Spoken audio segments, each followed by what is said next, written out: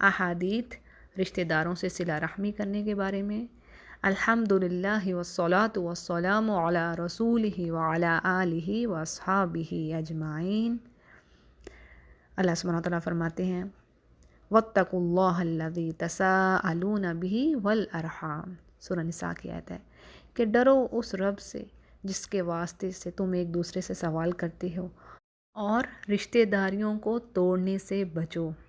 यानी यहाँ पर अल्लाह सुब्हानहू व तआला मोमिनों से क्या फरमा रहे हैं, क्या हुक्म दे रहे हैं कि रिश्तेदारियों को तोड़ने से बचो, सिला रहमी अदा करो। फिर इसी तरह एक और जगह पर बात आती है वल्लज़ीना यसिलून मा अमरल्लाहु बिही अन युसल। यानी ये नेक लोगों की खूबी है, उनकी क्वालिटी क्या है कि वो रिश्तेदारियों को जोड़ते हैं जिन्हें अल्लाह ने जोड़ने का हुक्म दिया है, यानी सिला रहमी अदा करते हैं। और सिला रहमी का मतलब क्या है, यानी रिश्तेदारों के साथ हुस्न सलूक करना, इनसे हर सूरत में ताल्लुक़ जोड़ कर रखना। यहाँ तक कि अगर रिश्तेदार आपसे ताल्लुक़ तोड़ रहे हैं, बद अखलाक़ी का मुज़ाहरा कर रहे हैं, तो भी उनके साथ जो अल्लाह ने तरीक़ेकार का है, यानी अल्लाह ने जो ताल्लुक़ जिस तरीके से जोड़ने का हुक्म दिया है उसको कायम रखना। और हकीकत क्या है कि काम है बड़ा सब्र वाला। यानी होता ये है कि जब एक से ज़्यादा अफराद एक जगह पर रह रहे होते हैं तो फिर आपस में ज़्यादतियाँ हो जाती हैं एक दूसरे पर। तो इन ज़्यादतियों को, इन कोताहियों को दरगुज़र करना, माफ़ करना, ये बड़ा सब्र आज़मा काम है, लेकिन जो इसको कर गुज़रता है वही कामयाब। और ये कामयाबी फिर कोई छोटी कामयाबी तो है नहीं। यानी हदीस में अल्लाह सुब्हानहू व तआला क्या फरमा रहे हैं, मन वसलकी वसलतु वमन कतअकी कतअतु। बुखारी इसको रवायत कर रहे हैं। यानी अल्लाह फरमाते हैं कि ये रहम से कहा जा रहा है कि जो तुझे मिलाएगा मैं इसे मिलाऊंगा, और जो तुझे काटेगा मैं इसे काट दूंगा। यानी क्या पता चल रहा है कि सिला रहमी करना जो अल्लाह ने हुक्म दिया है, रिश्तेदारों के साथ बना के रखना, उनके हकूक़ अदा करना, एक तरह से अल्लाह के साथ खुसूसी रब्त है, यानी ताल्लुक़ है अल्लाह के साथ मोमिनों का। और इसके बरक्स जो इन रिश्तों को तोड़ता है तो वो अल्लाह की नाराज़गी और उसके गज़ब को दावत देता है अपनी तरफ। तो एक हदीस को देखते हैं। अनस रज़ियल्लाहु अन्हु से रवायत है, रसूलुल्लाह सल्लल्लाहु अलैहि वसल्लम ने फरमाया, मन अहब्बा अन युबसता लहू फ़ी रिज़्क़िही व युनसअ लहू फ़ी अथरिही फ़लयसिल रहिमा। मुतफ़क्कुन अलैह। यानी बुखारी और मुस्लिम दोनों इसको रवायत कर रहे हैं। और हदीस क्या है कि रसूलुल्लाह सल्लल्लाहु अलैहि वसल्लम ने फरमाया, जिस शख्स को ये बात पसंद है कि इसकी रोज़ी में, यानी इसके रिज़्क़ में फ़रागत की जाए, उसका रिज़्क़ बढ़ जाए और उसकी उम्र में इजाफ़ा हो, तो उसे चाहिए कि सिला रहमी करे, यानी रिश्तेदारों के साथ हुस्न सलूक करे। तो ये यहाँ पर देखें, दो बड़े फ़ायदे इंसानों को दिए जा रहे हैं। क्या चीज़? रिज़्क़ में इजाफ़ा। कौन नहीं चाहता उसके रिज़्क़ में इजाफ़ा हो? दिन रात इंसान खप रहा है, इसी के लिए तो, कमाई के लिए तो कर रहा है सब कुछ, बाल बच्चों को पालने के लिए। दिन रात वो रिज़्क़ हलाल कमाने के चक्कर में है, और कुछ लोग इवन हराम में गिर रहे हैं जाके। अक्सरियत अल्लाह ताला ने फरमा दिया ना, अक्सरुहुम फ़ासिकून, यानी इंसानों की जो अक्सरियत है वो फ़ासिकून में से है, यानी फ़िस्क के काम करने वाले। ज़्यादातर लोग हराम चीज़ों की तरफ दौड़ने वाले हैं, और थोड़े ही बंदे हैं जो अल्लाह के ख़ास हैं, मुत्तकी हैं। या रब हमें उनमें से कर। तो क्या है इस चीज़ के बेनिफिट्स? यानी रिज़्क़ में इजाफ़ा, और दूसरी उम्र की भी ज़्यादती, यानी अल्लाह ताला उसकी उम्र को भी बढ़ाएगा, यानी उम्र में भी बरकत देगा। और यही मफ़हूम हमें सूरह तलाक़ की आयत नंबर 2 और 3 में मिलता है।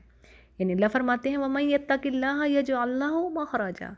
यानी जो तक़वा रखने वाला है, अल्लाह का डर और ख़ौफ रखने वाला है, उसके लिए अल्लाह ऐसी जगह से आसानियाँ पैदा करेगा, उसके लिए रास्ते निकालेगा कि जहाँ से वो सोच भी नहीं सकता होगा, और उसको रिज़्क़ देगा। व यरज़ुक़हु मिन हैसु ला यहतसिब। उसको ऐसी जगह से अल्लाह रिज़्क़ देगा कि जहाँ से उसका गुमान भी नहीं होगा, उसकी सोचें भी नहीं होंगी कि उसको वहाँ से रिज़्क़ भी आएगा, लेकिन अल्लाह उसको ऐसी जगह से भी रिज़्क़ अता फ़रमाएगा। तो ये कैसे होगा? जो तक़वा रखने वाला है, वही बात ना। तो जो पहले हमने बात पढ़ी कि मोमिनीन और मुत्तकीन की क्वालिटीज़ क्या हैं, कि अल्लाह ने कहा वो मिलाते हैं, यानी सिला रहमी को मिलाते हैं। जो अल्लाह ने कह दिया है कि देखो इसको तोड़ना नहीं है, रिश्तेदारों के साथ ताल्लुक़ बना के रखना है, सिला रहमी, تجھے تو اللہ نے کہہ دیا نا کہ جو صلہ رحمی نہیں کرے گا، جو اس کو کاٹے گا میں اس کو کاٹوں گا۔ اسی طرح ایک اور حدیث کے الفاظ ہیں کہ آپ صلی اللہ علیہ وسلم نے فرمایا، جب تم میں سے کوئی شخص روزہ کھولے تو اسے چاہیے کہ وہ کھجور سے روزہ کھولے، اور اس لیے کہ اس میں برکت ہے، اور اگر کھجور نہ پائے تو پانی سے کھولے کیونکہ یہ پاک ہے اور پاک کرنے والا ہے۔ اور پھر فرمایا کہ مسکین پر کیا گیا صدقہ صرف صدقہ ہے، اور رشتہ دار پر کیے گئے صدقے کی 2 حیثیتیں ہیں، یعنی وہ صدقہ بھی ہے اور صلہ رحم بھی۔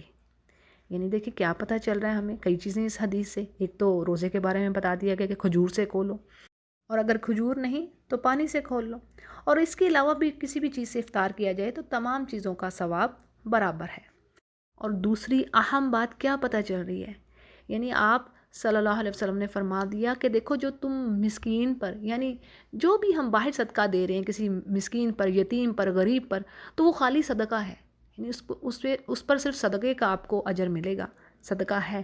لیکن جب کسی رشتہ دار کو دیا جائے گا صدقہ، یعنی جب کسی اپنے عزیز کی مدد کی جائے گی جو کہ ضرورت مند ہے، سفید پوش ہے، لوگوں کے آگے ہاتھ نہیں پھیلا سکتا، ضرورت مند ہے، اس کی ضرورتیں پوری نہیں ہو رہی۔ آج کل دیکھیں بچوں کی ایجوکیشن ہے اور 100 طرح کے اخراجات ہیں، اس قدر مہنگائی کا جو یہ ایک دور چل رہا ہے، تو اس میں تو جو کم تنخواہ والے لوگ ہیں ان کی تو بیچاروں کی بچوں کو پڑھانا اور گھروں کے بل اور اس طرح اور بہت سے اخراجات ہیں وہ پورے نہیں ہو پاتے، تو رشتہ داروں نے ہی تو ایک دوسرے کا ساتھ دینا ہے، وہ کہاں سے باہر جا کے ہاتھ پھیلائیں، کہاں سے باہر مانگے۔ تو یہ بات ہے کہ جب رشتہ داروں کی مدد کی جائے گی تو وہ اس کی ڈبل اس کی حیثیت ہوگی نا، یعنی صدقہ بھی ہو گیا اور صلہ رحمی بھی ادا ہو گئی، یعنی اس بات پر دوہرا اجر۔ تو کون ہے جو اس کو مس کرے گا؟ یعنی اگر اس کا رشتہ دار ضرورت مند ہے تو سب سے پہلے اس کا حق ہے۔ یہ قرآن کریم میں اللہ نے ایک آرڈر بتا دیا، آپ سورۃ البقرہ سے شروع ہو جائیں، آپ کو پتہ چلے گا، یعنی اللہ تعالیٰ فرما رہے ہیں خرچ کرو، اپنی فیملی پر خرچ کرو، پھر اس کے بعد اپنے رشتہ داروں کو دیکھو، پھر اس کے بعد ایک لسٹ چلتی ہے مسکین کی، غریب کی، یتیم کی، اور پھر فی سبیل اللہ آ گیا۔ لیکن ایک جو ترتیب ہے وہ نہیں بدلتی، رشتہ داروں کا حق اول، آپ سارے قرآن کریم میں چیک کریں۔ تو سبحان اللہ، یہ ہمارا دین بڑا خوبصورت ہے، اور اس میں ہر وہ بات ہم پاتے ہیں جو معاشرے کو خوبصورت بنا دے۔ اسی طرح ایک اور حدیث ہے جو بڑی اہم ہے، تھوڑی سی لمبی ہے لیکن ہم اس کو دیکھتے ہیں۔ عبداللہ بن مسعود کی اہلیہ سیدہ زینب رضی اللہ عنہا سے روایت ہے کہ رسول اللہ صلی اللہ علیہ وسلم نے ہمیں یعنی ہم عورتوں کو یہ نصیحت کی اور فرمایا کہ اے عورتوں کی جماعت، تم صدقہ کیا کرو چاہے تمہیں اپنے زیورات ہی میں سے کرنا پڑے۔ حضرت زینب بیان کرتی ہیں کہ میں اپنے خاوند عبداللہ بن مسعود کے پاس واپس آئی اور ان سے کہا کہ تم تھوڑی کمائی کرنے والے آدمی ہو، اور رسول اللہ صلی اللہ علیہ وسلم نے ہمیں صدقہ کرنے کی ترغیب دی ہے، تو تم رسول اللہ کے پاس جاؤ اور ان سے پوچھو کہ وہ صدقہ اگر میں تمہیں دے دوں تو وہ کیا مجھ سے کفایت کرے گا، ورنہ پھر میں تمہارے علاوہ کسی اور کو دے دوں۔ عبداللہ بن مسعود نے کہا کہ آپ خود ہی جا کر پوچھو۔ سو وہ وہاں پر گئیں تو وہاں رسول اللہ صلی اللہ علیہ وسلم کے دروازے پہ ایک اور انصاری عورت بھی کھڑی تھی، اور اس کی بھی وہی ضرورت تھی جو حضرت زینب رضی اللہ عنہا کی تھی، اور وہ دونوں خواتین نبی کریم صلی اللہ علیہ وسلم کے رعب و دبدبہ کی وجہ سے اندر جانے کی جرأت نہ کر سکیں۔ اتنے میں بلال رضی اللہ عنہ باہر نکلے اور ان دونوں نے کہا کہ رسول اللہ صلی اللہ علیہ وسلم کو جا کر بتلاؤ کہ دروازے پر 2 عورتیں کھڑی ہیں اور یہ مسئلہ پوچھتی ہیں کہ اگر وہ اپنے خامدوں پر اور ان کی گودوں میں زیر پرورش یتیموں پر صدقہ کریں تو کیا یہ صدقہ جائز ہوگا، یعنی یہ شرعاً کافی ہو جائے گا، لیکن رسول اللہ صلی اللہ علیہ وسلم کو ہمارے بارے میں نہ بتلانا۔ سو بلال رضی اللہ عنہ رسول اللہ صلی اللہ علیہ وسلم کی خدمت میں تشریف لے گئے اور جا کے آپ سے مسئلہ پوچھا، تو آپ صلی اللہ علیہ وسلم نے فرمایا یہ 2 عورتیں کون ہیں؟ حضرت بلال نے کہا ایک انصاری عورت ہے اور دوسری زینب۔ رسول اللہ صلی اللہ علیہ وسلم نے پوچھا کون سی زینب؟ انہوں نے کہا عبداللہ بن مسعود رضی اللہ عنہ کی اہلیہ۔ رسول اللہ صلی اللہ علیہ وسلم نے فرمایا انہیں جا کر کہو کہ ان کے لیے دگنا اجر ہے، ڈبل اجر ہے، ایک رشتہ داری کا اجر اور دوسرے صدقے کا۔ اس کو بخاری اور مسلم روایت کر رہے ہیں۔ دیکھیں اس کے کتنے بینیفٹس ہمیں پتہ چل رہے ہیں کہ عورت اپنے خاوند کو صدقہ اور زکوٰۃ کی رقم بھی دے سکتی ہے اگر وہ غریب ہے، یعنی ایک کنڈیشن ہے، اگر وہ اس قابل نہیں ہے کہ وہ اپنے بال بچوں کا پیٹ پال سکے یا ان کی ضروریات کو پورا کر سکے، تو اگر عورت پہ زکوٰۃ لاگو ہوتی ہے، یعنی عورت کے پاس مال ہے، تو وہ اپنے خامد کو زکوٰۃ دے سکتی ہے اور صدقہ بھی کر سکتی ہے۔ مگر اہم بات یہ کہ خامد اپنی عورت کو زکوٰۃ نہیں دے سکتا، کیونکہ خامد عورت کا کفیل ہے، یعنی اس کے نان نفقے کا ذمہ دار ہے، تو وہ اسے زکوٰۃ نہیں دے سکتا۔ ہاں، عورت زکوٰۃ دے سکتی ہے کیونکہ وہ اس کی کفیل نہیں ہے۔